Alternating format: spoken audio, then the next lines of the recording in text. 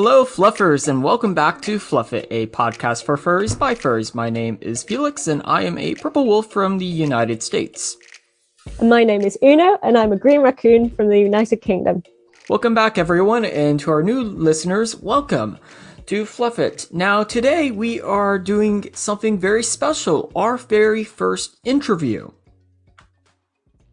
Yeah, so we haven't done an interview prior to this. This is the first one, so it's really exciting.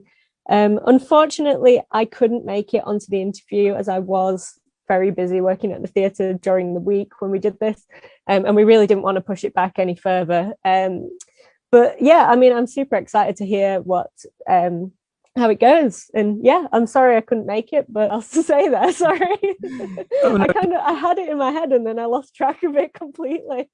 Oh, no, you're good. And I mean, jobs come before Fluff It. And don't feel bad at all with not being able to make it because I felt incredibly bad that you couldn't. But I hope that you had a fantastic time with your job.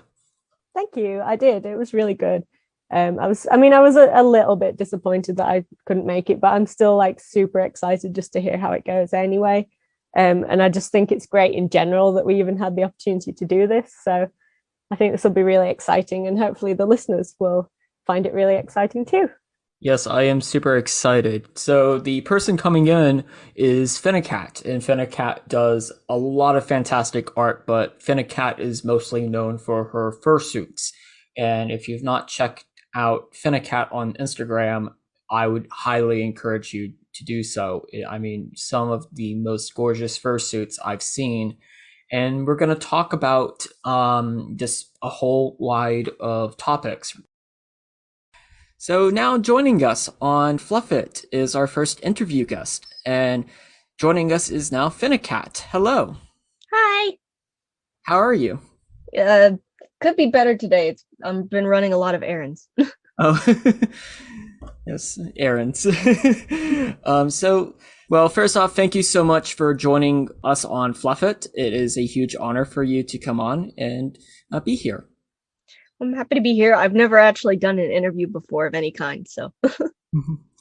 So I guess what my first question is for those who might not be familiar with you, how would you like to introduce yourself, and what involvement do you have in the furry fandom?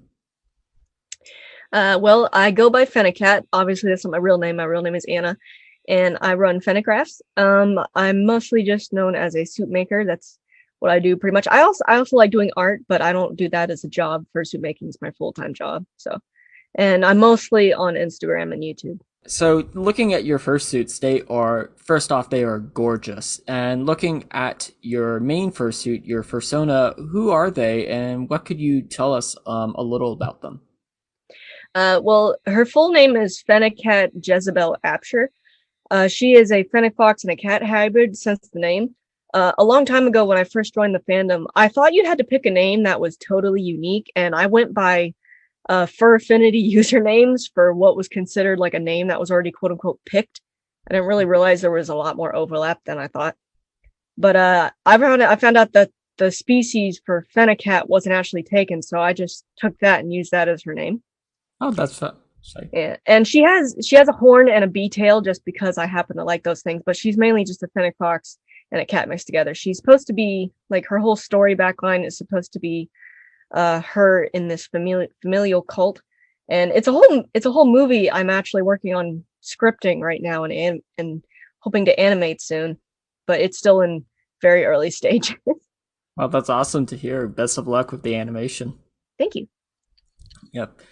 Fennecat hybrids that just sounds like a very adorable hybrid. I've seen a couple of Fennec hybrids, including one that I'm quite familiar with is a Fennec rabbit hybrid, but the Fennecat just sounds adorable. Now, how long have you been in the furry fandom, and how did you first become interested in the fluffy world of furries? Well, roughly it was about 11 years ago when I would consider that I joined. I was looking up Star Fox Adventures fan art on YouTube, like slideshows, and in the suggestions there was a video for, I don't remember which one came first. I think it was a show of one for all's suits. Like it was like a couple female fox suits walking around in Anthrocon. It was either that or it was one of those slideshows that had a furry rave art set to music going on. It was just one of those, and it kind of snowballed from there. Yeah, that's fascinating. I haven't quite seen those very rave type videos before, but I've definitely been recommended looking at furry music and furry rave videos. Well, From it wasn't like a legitimate rave or like original music like some furries do now. It was literally just artwork that someone set to music in like Windows Movie Maker. oh, yeah. Well, Like, they still exist. If you go search them up on there, like they're from like 2008 and stuff like that. They're still there. yep. I definitely now have to. Now, with your fursuits, so you build and design some really fantastic fursuits. I was looking through your gallery and I'm this amazed with your work. Aw. How did you first start fursuiting in terms of making the fursuits, and what inspired you to get into it? Again, it was another suggestion of just seeing it on YouTube. And I know the very first one I saw was One for All Suits, which I do hope I'm getting the name. I'm pretty sure it was One for All. But I saw theirs and I was just like, oh, this is something people can make at home. You don't need to make these in a factory. So there were actually very few tutorials on YouTube at the time. There was like, I think 2 tutorials to make a bucket head, and it was just for the base. It didn't even go into like furring or anything. And like one for hands and one for feet. And the very first thing I guess I didn't learn how to do it because it was very poorly made. But the very first thing I made was a set of feet. And I think it was a very old tutorial by Canine Hybrid. I'm not totally sure. But if you go back and watch it now, the advice is not very good. But like it was like foamies for the paw pads, and I think I used model magic clay for the claws, which are just those things that break the moment you bend it a bit too much. But I was so happy with those, and I immediately just wanted to keep building more things. And I think that was like the first year I joined too. So it was like the feet were made in 2009, and the first head I made was in 2010. Oh wow, interesting. Yeah, I mean, I don't make fursuits myself. Uno made mine, and I think I got Felix maybe about a little bit over a year into being in the furry fandom. I joined in 2018, and I didn't get Felix until the end of 2019. So, can you describe your process for creating a fursuit, and how long does it typically take when creating a fursuit? Um, are you referring to the process of like how it's built, or like what comes beforehand, like designing it, or both? Both, I guess, because it Um, definitely takes planning before getting into the craft. well, I order all my supplies from like pretty much every fur dealer. There's not too much locally that I can get, but I used to love buying designs from people to build suits, and I still do, but it kind of led to a problem of me just buying designs that never got used and then reselling them later. So I'm kind of working on only doing my own for a while.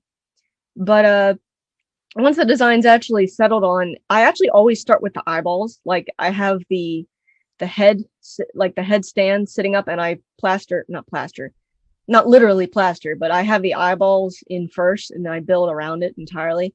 And I don't know, I've just always I build it kind of just from big chunks. I don't like using patterns or anything like that.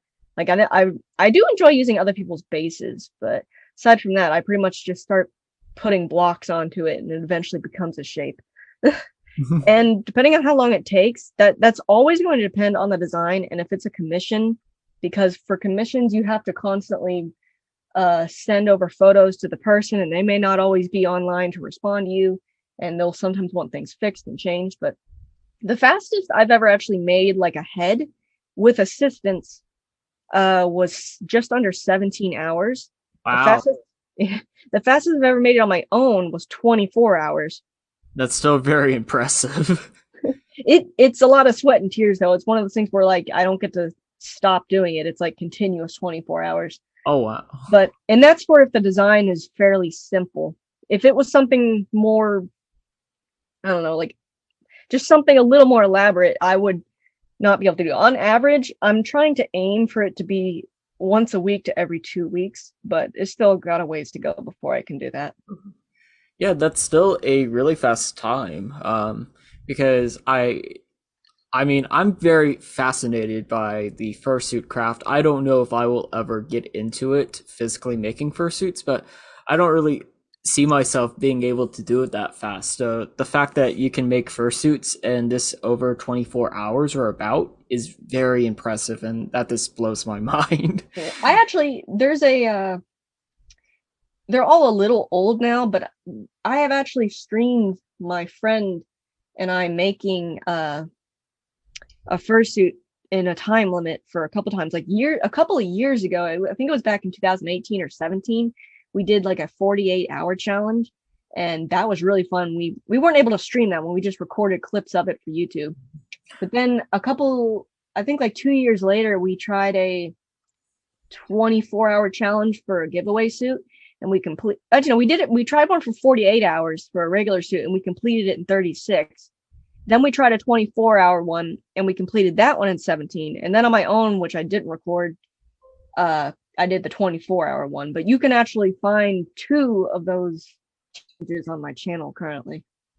And what is your channel called on YouTube? Well, it doesn't have a custom link. I don't think. I think it still says Fennecat 16, but the name is just Fennecat. Okay. If you type in Fennecrafts, it'll likely show up as well. I will definitely now take a look, and I will definitely share the link to Uno. But it's always really fun to make. I want to do another one of those pretty soon, but it's hard to figure out what new spins to put on it. Like every once in a while, it just gets a little boring to do 24 again and again and again. Yeah, I can. Yeah, no, I can completely get that. Now with designing your fursuits, one thing I see a lot when going through your galleries, you have a lot of really amazing custom designs, and they're kind of like auctions, or they're called adopts. So for furries and people that might not know what adopts are, what are they in the furry fandom, and what fursuits do you decide that go up for adoption versus ones that you're going to keep? Well, when you're just referring to like artwork, adopts in short are just designs for a character, sometimes an object or article of clothing even, that somebody is just selling. That's pretty much it. If you want to purchase it, you get the rights to that character and you get the artwork that comes with it. But I like doing those just because they let me relax a little bit from suit making. I don't do too much. I don't have a lot of other hobbies. I just enjoy working a lot. But when I do try to actually relax and not work, I feel weird if I'm not trying to make money off of it in some way. So adopts kind of let me sit back and draw while still, making some money on my time. But that's pretty much all that they are. And the ones that I decide, like, I used to announce adopts and then have a fursuit design following it, but I don't usually do that anymore. If I'm offering an adopt, it's usually just the artwork. And there's not really any decision of which ones I keep, because I pretty much never keep any of the adopts that I make. I think I've kept like one. The designs I have now are just ones that I've worked on over years, and they've never been shown as adopts. Now, I also saw that some of your fursuits have like these elegant moving eyes with digital technology. I saw that at Megaplex, and I was just very amazed by that. Don't think I've ever seen something like that before. Or at least how you did it. How did you get started with that, and how difficult is it to implement programming like that into a fursuit? Well, the first time I actually saw it, it was with the smaller versions of those eyes. It was the tiny LCD eyes that look more realistic. And I bought my first pair from somebody else on Instagram, who I'm not going to mention for specific reasons. But in short, they kind of disappeared, and so we wanted to start making our own, and my husband's actually the one that builds all of the electronics for my suit. He runs the company Recursive Dynamics. He's also on Instagram and on YouTube. And he's the one that actually took the time to learn how everything worked, how to code everything, how to make everything very specific. And my job is pretty much just apply the animation and then shove it inside the head. That's pretty much my job. But it basically started because the person I was wanting to buy them from originally disappeared, and we were just like, you know what, we can make it ourselves. So that's what happened. But it is kind of difficult to actually get them in a suit, and it's one of the reasons we're not selling the larger ones currently on their own. Like he sells the little ones if somebody just wants to buy those, but the big ones have a lot of cables in them that you have to wrap around the head in a specific way, and you have to make sure there's plenty of gaps so that doesn't overheat. There's going like we have to start adding some different fans in a couple of them. The vision actually has to come through your tear ducts because you obviously can't look directly through screens, which can be a little difficult if you were trying to go for a toony fursuit to begin with. But the result's definitely worth it. One of the main reasons I wanted the big ones is just because I wanted to have a little while for me to have something nobody else had. I just wanted something unique for a bit. But we are actually working on making our first pre-made with those eyes, and it's supposed to be my magnum opus suit. It's going to be very, very elaborate, to say the least, and it's going to have a set of those eyes. And we're hopeful that if it does well, we may actually be offering a custom fursuit auction that has those eyes in it for somebody to win. Oh wow, yeah, that sounds very fascinating. Yeah, I just saw those eyes again, and I was just so amazed by them. I mean, I think you've definitely achieved in creating a fursuit that's quite one of a kind because I've never seen something like that.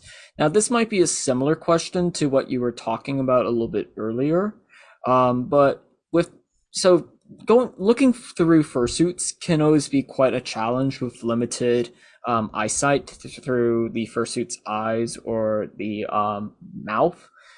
How does someone look through the fursuit with these digital eyes implemented?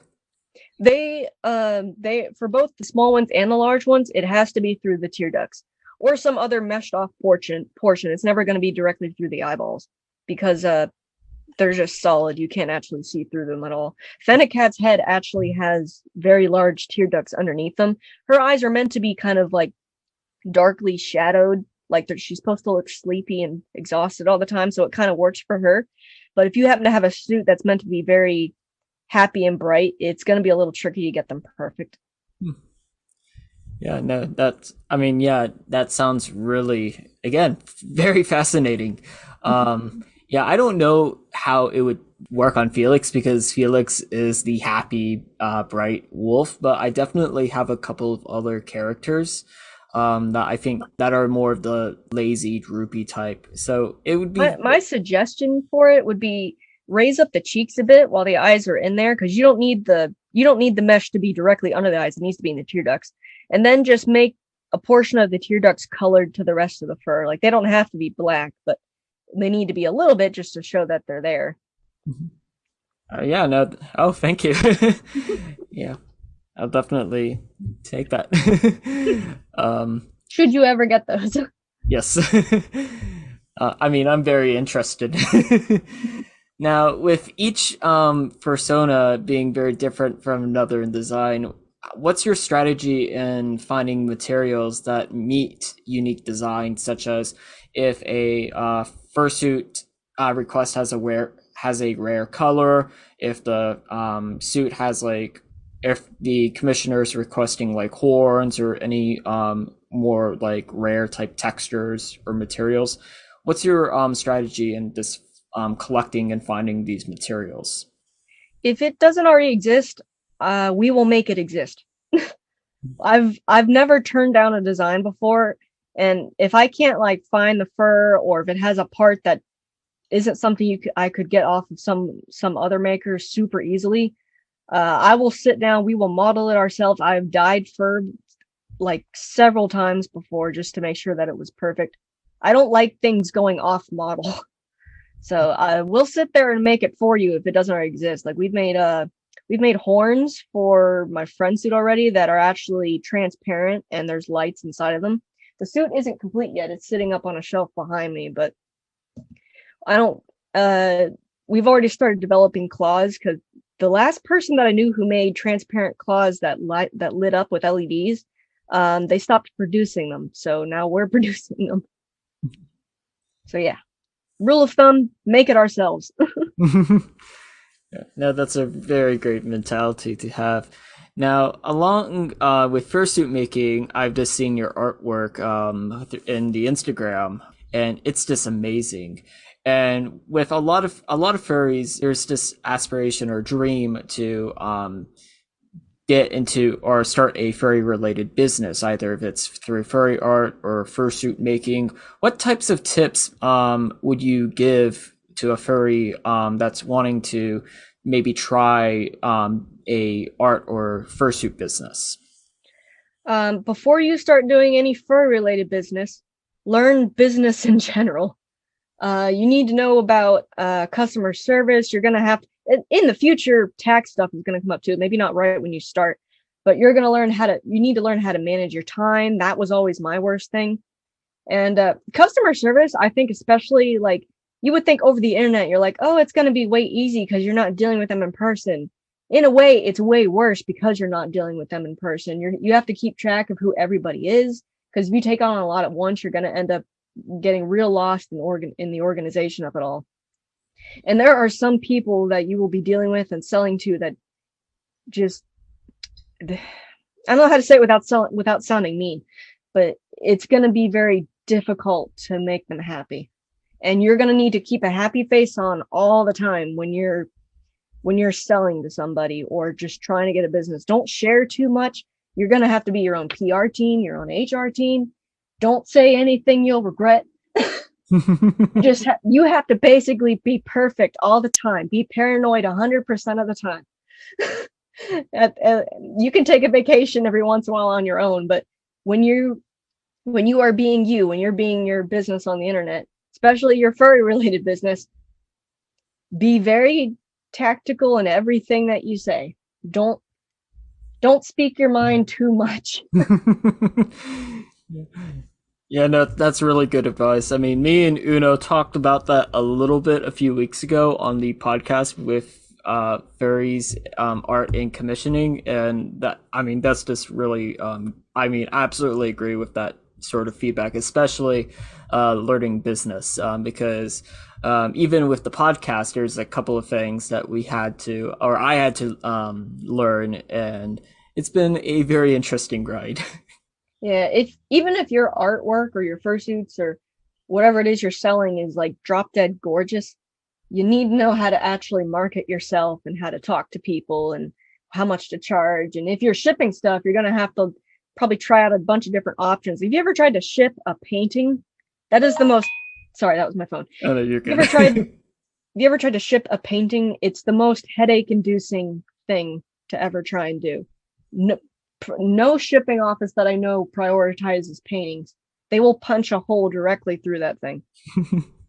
I mean, that's just a very fascinating topic, this to talk about with this fursuit related business or even artwork.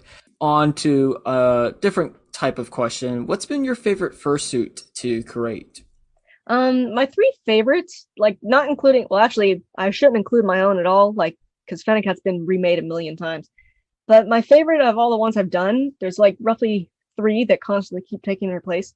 One was the peacock tiger that I made back in 2019. It's a really beautiful, mostly blue and purple tiger with minky and fur peacock feathers hanging all over it. And the tail was humongous and I really loved it. I think second place would probably go to the Carnotaurus I made. It was an entirely fleece-made fursuit. I didn't make the tail super well, and I think this one was actually back in, this was 2019 also, or 18. No, it was 2018, I think. I can't remember anymore. Yeah, it was 18. But it was like one of my favorites because it was just so different, and Carnotaurus is my favorite dinosaur. Oh. But my favorite would probably be the husky remake I did. It was just a black and white husky, like a really standard pattern for a husky. But it was a refurbish of a suit I made back in, I think, 2016. And the original one was not very good. It was you couldn't hardly breathe in it, and it had like a lot of errors, and the structure and the look of it did not come out at all how I wanted. But I ended up getting it. I bought it off of the person who owned it in like, well, I traded back for it. I think I gave them like puffy paws and a set of feet. But I traded back for it. I had them in my closet for like a year, and then I finally got to refurbishing them. And the shape of that one when it was redone, like hardly anything could be saved on it. It was practically a brand new fursuit at that point. but the shape that one came out with was like the exact shape that I'm trying to replicate all the time. Like just the look of it, like the nose was perfect, the size of it was perfect, the ears were perfect, the eyes were gorgeous. I loved it, and it's really hard to actually get that look in all of my suits. And I just wish that one could be like seen a lot more. Like I want to be able to recreate that shape. Yep. Yeah, no, the peacock tiger that immediately jumped out to me because that just found sounds very beautiful, especially that I really love bluey purples. And Um, they and were actually at Megaplex this year. I didn't even know they were going to be there. oh, okay. I might have seen them. I'm not too sure. There were just tons of fantastic fursuits. They were Um, wearing the stubby version of that tail. So the tail probably wasn't there, but what is exciting though is that I'm actually making a different version of a peacock tiger for the magnum opus suit. It's going to be more like inverted color wise, and it's going to be like a fool and stuff like that. okay. So Yeah, I just really like peacocks and tigers. Those are like my favorite animals. yeah, no, that's fascinating. Now, kind of a similar question. So, what type of species would you like to do most of a fursuit that you haven't already done? Well, I got a couple that I want to keep secret, but one species I really want to make is a type of spider.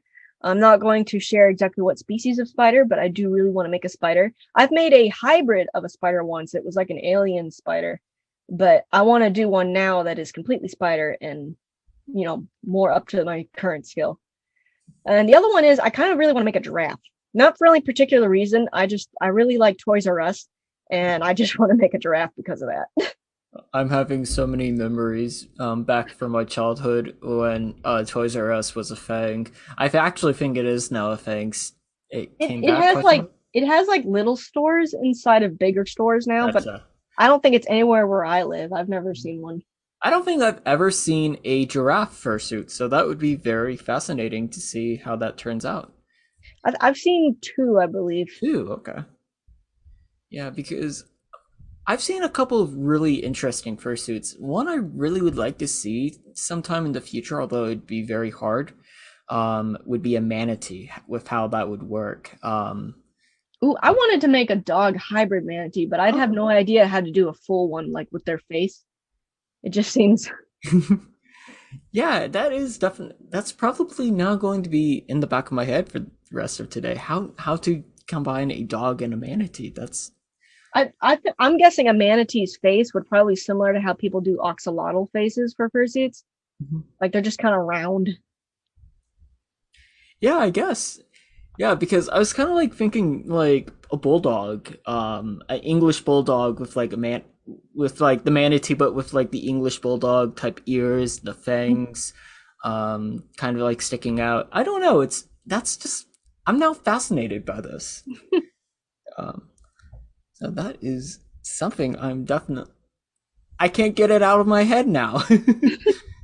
Now you have to wait till you see one before you're finally satisfied. Yes. Now, kind of moving on to a different topic, but I'm going to use the manatee bulldog as an example. So, let's say if tomorrow I decide with no fursuit crafting experience that I want to attempt to make the bulldog manatee fursuit. What would be your advice for someone with no fursuit making experience to approach making their first fursuit? Well, my first advice would be don't make a manatee bulldog. Make something very simple. But yeah, if that's what you're starting with, don't start with it. But generally my advice would be like the first thing I always tell people, there is a plethora of good advice on YouTube now, but I would always compare tutorials when you're going to learn how to do things. Because there's so many now, one of the things you could do is actually have options and find out what works better for you. Like one of the things I was told to do years ago was use plastic for the eyes, which is normal, it's a good thing. But there wasn't any way, and there was no other method on what I was told to do. I think I eventually settled on foamies like everybody else. but no one told me where to get the plastic, and no one told me how to cut it. And there wasn't just a bunch of other people saying what was another solution. So I was struggling to use that ages ago. But yeah, always compare it. See how other people are talking about it in the comments. If it's generally negative, it's probably not that great of a tutorial. But if it's your first time seeing it, you won't know the difference between a good one and a bad one. Gotcha. And usually the highest rated ones are pretty good to follow along with. Like some people have full on series on how to build things. But yeah, I would always start with something simple and make sure it's the anatomy of a creature you know best. Like that's why most people just start with dogs. But if you know cats better, do a cat. I should not have started with Fennecat when I first started because I had never seen a fennec fox in person. I definitely I think she came out looking more like a goat for her first one when I was trying to make it all effeminate and cute. And I probably should have started with something very generic, like a very happy dog with one color scheme. Gotcha. Yeah. Oh, and don't go cheap on the materials. I know how everybody says start with really cheap fur.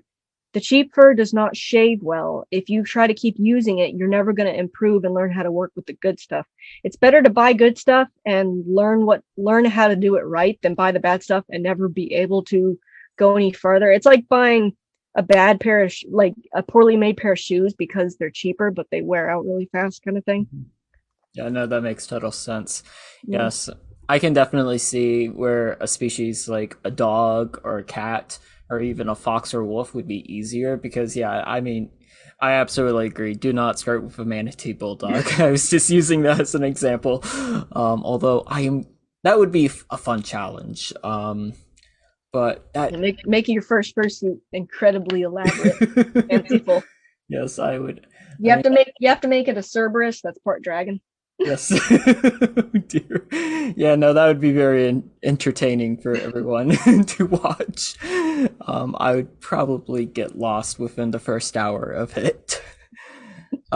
So when it comes to creating your fursuits, how do you?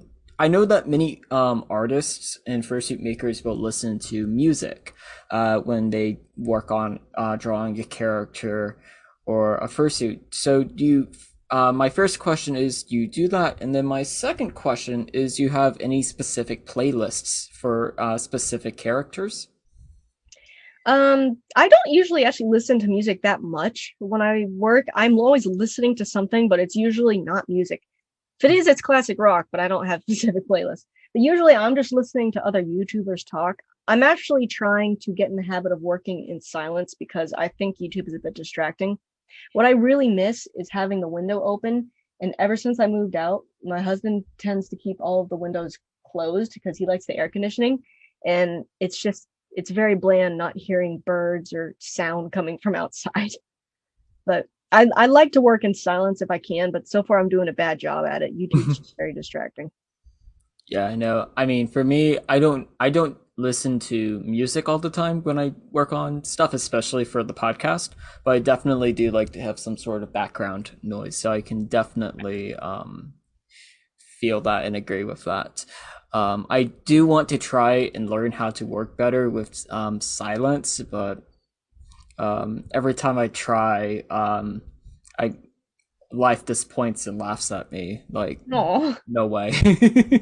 So when I try to work in silence, most of the time I find myself just getting very into my own head and getting distracted that way. Yeah, I mean, that's what happens typically with me, so that's where I like having the background noise. It's something, and I typically like just to put something on that I've listened to thousands and thousands of times where I'm not me too. Quiet. Sometimes I watch cartoons that are in foreign languages that I don't understand because I can't get distracted by it. I can hear someone like talking, I just don't know what they're saying. What's your favorite language to listen to, if you have one? Russian and German. Okay. Yeah, I've listened to quite a few of Germans. I especially love the Phineas and Ferb German dub. Love that. But my favorite is Italian. But the Russian sounds very fascinating. Yeah, it's kind of like, I had to describe it. It's kind of like German, but softer and softer, I guess. That's what I think of when I hear Russian. It's German, but on a lower volume. Interesting. I have a few German friends, so I'm actually quite curious to see what they think about how they hear Russian. They listen to the podcast, so um, so and then one off-topic question is so on your Instagram stories you include a lot of very delicious looking food. What are your favorite types of meals or dishes? Anything that I can decorate while I'm cooking it, like if I can rearrange the dough to make shapes in it, or if I can, just make it look a little prettier when it comes out of the oven before it's served. Because if the food tastes bad, at least it's going to look nice. But yeah, that's what anything I could decorate is fun. I'm still not super amazing at cooking, but I started getting better. Like I mostly just started teaching myself after I got married so that my husband would not starve. But I'm getting there, and it's really fun to be able to share it. Yeah, no, I mean, it looks gorgeous. I mean, I am still in college, so I'm still like learning how to cook, and a lot of the stuff that I do is still very basic. So hopefully I can get there one day, fingers crossed. Well, But sorry. I started it learning nothing, and this is about after like 2 years, so I say it's pretty good progress. And then my last question is, how can someone contact you to commission you a fursuit or an artwork? Well, if you're just trying to find me, I am most active on Instagram. I'm on YouTube and Twitter, but I will definitely not. I'm not likely to respond to you at all on either of those websites. I'm also on Furfinity, but that's pretty much dead. But yeah, if you ever want me to actually respond to you, contact me on Instagram. But as far as commissioning me for anything, it's not likely I'll have any sort of commissions open for a while, aside from the one LCDI promotion. Just because I only have a handful of suits left on this queue that I've been whittling away at for a year and a half, and I want to have the time just to relax after it's done. So unless you're looking to get an LCDI thing, I don't think, like an LCDI fursuit, I don't think you're going to be able to commission me for a while. But for artwork, I usually just sort of announce it in my stories where I'm just like, hey, I want to draw something today. I'm doing one of these to pay what you want, blah, blah, blah, blah, blah. That's usually the only time I ever tend to sell artwork. Very sporadically. Yeah, but definitely take time to relax.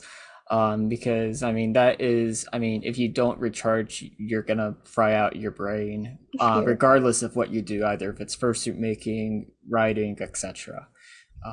Yeah, my main thing is I just really want to work on designs that I want to work on. And also having to contact people every time you do a little thing on their suit is a bit annoying, or if something goes wrong, I can't just change it.